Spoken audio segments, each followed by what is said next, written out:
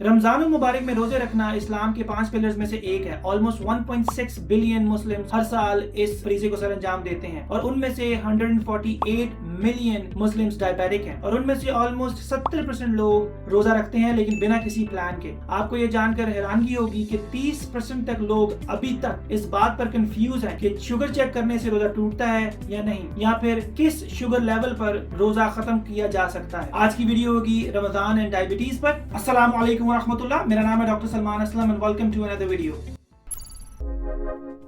रमजान में रोजे रखने से पहले हर डायबिटिक पेशेंट को दो इश्यूज को समझना बहुत जरूरी है और यहाँ मैं बात कर रहा हूँ टाइप 2 डायबिटिक। पॉइंट नंबर 1, ये बात बहुत इंपॉर्टेंट है कि आपका डायबिटिक कंट्रोल ऑप्टिमल हो, क्योंकि हाई शुगर या लो शुगर दोनों ही डेंजरस है। इसलिए डॉक्टर्स रिकमेंड करते हैं कि कम से कम 6 हफ्ते पहले रमजान के आप शुगर को रेगुलरली चेक करें। और रेगुलर चेक करने का मतलब कि दिन में 4 बार चेक करें, नाश्ते से पहले, नाश्ते के 2 घंटे बाद, डिनर से पहले और डिनर के 2 घंटे बाद। अगर इस ड्रिल में एक बार भी आपकी शुगर 70 से कम या 300 से ज्यादा आती है तो medically we advise against fasting. इन नंबर्स के अलावा और भी बहुत सारी कॉन्ट्राइंडिकेशंस हैं जिनमें शामिल ये पूरी लिस्ट है, लेकिन मैं बात करूंगा लास्ट पॉइंट एल्डरली पर। अब अकेली old age is not a contraindication, उसमें उनकी जनरल हेल्थ, उनकी मेडिकेशंस, उनकी मेडिकल कंडीशंस और प्लस कि वो रोजे को सेफली निभा पाएंगे कि नहीं, इंपॉर्टेंट फैक्टर्स हैं। अगर सिर्फ ओल्ड एज है तो that is not a risk factor, they can still go ahead और रोजा रख सकते हैं। अगर इनमें से किसी भी वजह से आप रोजा नहीं रख सकते तो इस्लाम में इस बात की इजाजत है, अल्लाह ने भी इस चीज की छूट दी है कि आप रोजा छोड़ सकते हैं। लेकिन अगर आप इन कॉन्ट्राइंडिकेशंस के बावजूद रोजा रखना चाहते हैं तो आप एक ट्रायल रन कर सकते हैं। रमजान से पहले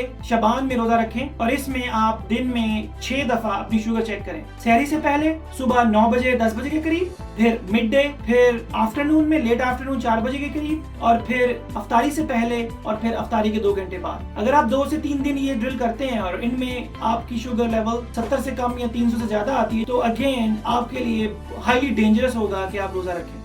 पॉइंट नंबर 2 कि शुगर लो होने की अलामात से वाकिफ होना इंतहाई जरूरी है, लेकिन याद रखें कि सिर्फ वो लोग जो इंसुलिन पर हैं या सल्फोनाइल यूरियाज पर जैसे गेट्रेल या डाइमाइक्रोन वो ज्यादा रिस्क पर हैं हाइपोग्लाइसीमिया के। अब इन अलामात में लज़्ज़ातारी होना, पसीने आना, शदीद भूख लगना, कमजोरी का एहसास होना, दिल धड़कना या फड़फड़ाना, धुंधलापन या सर हल्का महसूस होना शामिल है। मैं रिकमेंड करूंगा कि किसी एक फैमिली मेंबर को अपनी मैनेजमेंट में इन्वॉल्व करें, उन्हें भी इन अलामात से मुतारिफ करवाएं ताकि इमरजेंसी में टाइम वेस्ट ना हो। अगर आपकी शुगर 70 से कम है तो फौरन कोई मीठी चीज आपको दी जाए।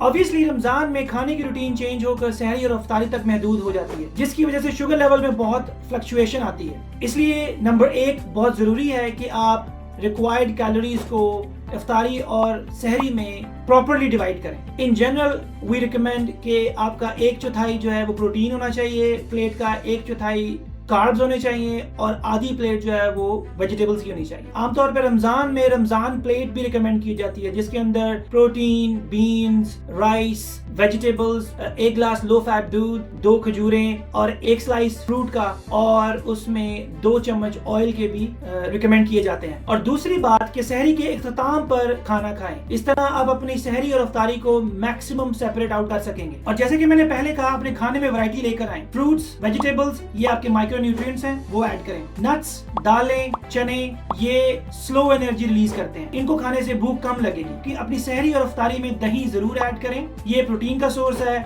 गुड शुगर का सोर्स है, मिनरल्स का सोर्स है और प्लस ये प्रोबायोटिक है जो आपके हाजमे को भी बेहतर करेगा। हमेशा पानी के साथ रोजा अफ्तार करें। आप 1 से 2 खजूरें भी खा सकते हैं, लेकिन कोशिश करें कि मीठे, मशरूब, फिजी ड्रिंक्स उनसे परहेज करें, क्योंकि ये आपकी शुगर लेवल को बहुत एक्सट्रीम हाई कर देंगे और उससे आप मजीद डिहाइड्रेट होंगे, क्योंकि हाई शुगर से यूरिन आउटपुट इंक्रीज हो जाता है। अगेन लॉन्ग एक्टिंग कार्बोहाइड्रेट्स मतलब राइस, पास्ता, ये ऐड करें अपनी डाइट में। ये आपको सेंस ऑफ सटाइटी देंगे, जिसका मतलब आपको भूख नहीं लगेगी। फ्राइड पकौड़े और समोसे से बचें, कोशिश करें कि आप उसको बेक करें अगर बेक कर सकते हैं, वरना आजकल एयर फ्रायर की ऑप्शन अवेलेबल है जिसमें फ्राई किया जाता है लेकिन बिना ऑयल के या मिनिमल ऑयल के। अगर आपका मीठा खाने का दिल करे तो मिल्क बेस्ड मीठा खाएं जिसमें एक्स्ट्रा चीनी ऐड ना हो। और अगर हम ऑयल की बात करें तो सिर्फ 2 टेबलस्पून ऑयल की इजाजत है।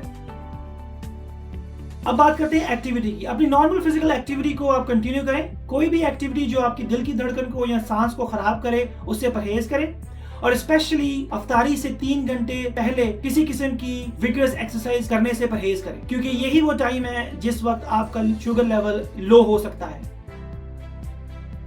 ऑब्वियसली आप अपना ट्रीटमेंट अपने डॉक्टर से डिस्कस करें, लेकिन मैं आपको एक जनरल प्रिंसिपल बता देता हूं कि लेट्स से जिन लोगों की डायबिटीज सिर्फ खाने और एक्सरसाइज या लाइफस्टाइल चेंज से कंट्रोल थी, वो बहुत इजीली आराम से वो रोजे रख सकते हैं, उनको कोई प्रॉब्लम नहीं होनी चाहिए, बल्कि फास्टिंग उनकी शुगर को और मजीद बेहतर कंट्रोल करेगी। जो पेशेंट्स ओरल टैबलेट्स पे हैं, फॉर एग्जांपल मेटफॉर्मिन को हम कहते हैं इट्स रमजान फ्रेंडली, लेकिन जो दिन में एक दफा ले रहे हैं वो अफ्तारी में लें, जो दिन में 2 दफा ले रहे हैं वो अफ्तारी और सहरी में ले सकते हैं, और जो दिन में 3 बार ले रहे हैं उनको जनरल रूल ये है कि हम 1/3 और 2/3 में डिवाइड करते हैं कि 1/3 ऑफ द डोज जो है वो सहरी में लें और 2/3 जो डोज है वो अफ्तारी में लें। फॉर एग्जांपल अगर एक बंदा 500 मिलीग्राम सुबह दोपहर शाम पर है तो 500 मिलीग्राम जो है वो सहरी में ले और 1000 मिलीग्राम वो अफ्तारी में ले। और अगर आप सल्फोनाइलयूरियाज पे हैं जैसे कि डाइमाइक्रोन या गैट्रल, तो उनके लिए भी डोज एडजस्टमेंट की जरूरत है, तो अपने डॉक्टर के साथ बैठकर डिस्कस करें कि कौन सी डोज आपके लिए बेहतर है। लास्टली अगर आप इंसुलिन पर हैं तो इंसुलिन को भी अपने डॉक्टर के मशवरे के मुताबिक एडजस्ट करें। आमतौर पर जनरल रूल ये है कि अगर आपकी